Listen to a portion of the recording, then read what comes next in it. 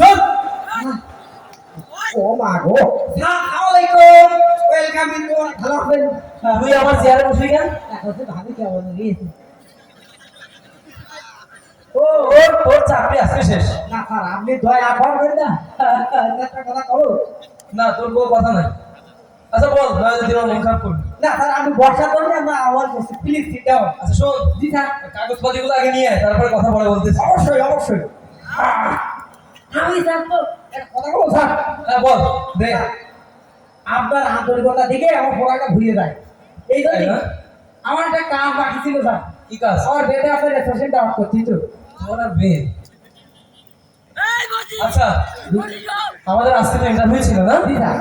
কি অবস্থা, কয়জন আছে ক্যান্ডিডেট? আর মোটামুটি 10 থেকে 12 জন গাড়ি রেখেছি, তার মধ্যে কিছু আছে ভেগান, কিছু আছে পয়সাওয়ালা, আর আমি তো ঘুষ ছাড়া চাকরি দিয়ে সব জায়গায় সব কথা বলে মানুষ। উচিত না করলে আমি আমি আমার দেখতে তুই থাম। থামলে কি চলে? ও, sorry, শোন, আমি কি করি, এর পাশে আয়। জি স্যার বলেন। তুই শোন, হ্যাঁ, আমরা দেরি না করি নাকি?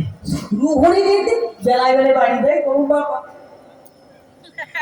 ডাক দে, প্রথমটা ডাক দে। স্যার বলে আমার কষ্ট কেউ না বলে আমি স্যার বলে। এই, তোরে আমি কি বলছি? ডাক দে। এই ভাই, আপনারা খন্ডি কেটে আসেন, আসেন 1 নাম্বার।